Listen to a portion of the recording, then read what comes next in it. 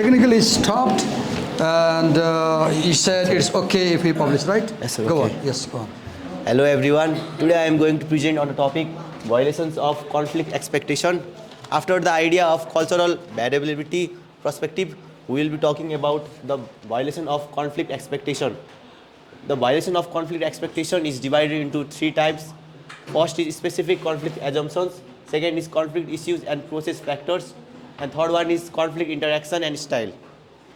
In the first paragraph, we will be learning about when individuals from different cultures meet, they communicate based on culturally derived assumptions, belief, creating expectations for other conflict behavior. Two people have different belief system. Yes. They interact and behave according to their culture. Yes. And when the person in front belongs to another culture, expectations differ. And when expectations differ, they are violated. And this might lead to conflict. Yes. For example, the people of Newari people communicate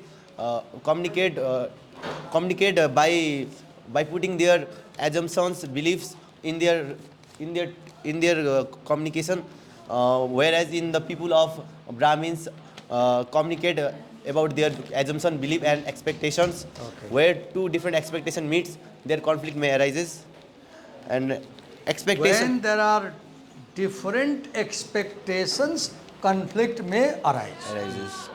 Expectations for conflict behavior.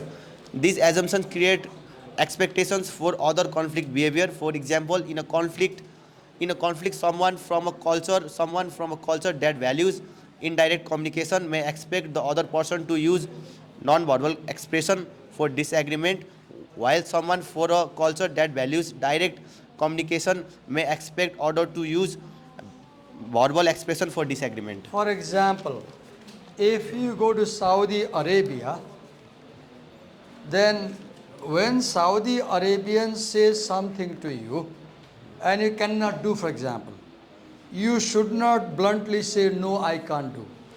In Saudi culture, even if it is impossible, say, I will try. Say, I will try. And when you cannot do, then say, sorry, I tried, I could not do. And your friend won't mind. In American culture, if you said, I will do, you must do. You say, I will do, and you don't do, then they will mind. Because American people are direct and assertive. For Americans, yes means yes, no means no. I'll give an example. My son was in America, a very relevant example. He met a Chinese professor. Look here, listen carefully, very real example. And he asked the Chinese professor to give him a scholarship for PhD. And the Chinese professor said, okay, you can depend on me, I'll give you a scholarship. When the time came, the Chinese professor said, sorry, I don't have a scholarship. And now my son was in big trouble. He went to meet American professor. And the American professor, when he told him that this Mr. Chan had promised me 6 months before for full scholarship, and now he says no. Then the American said,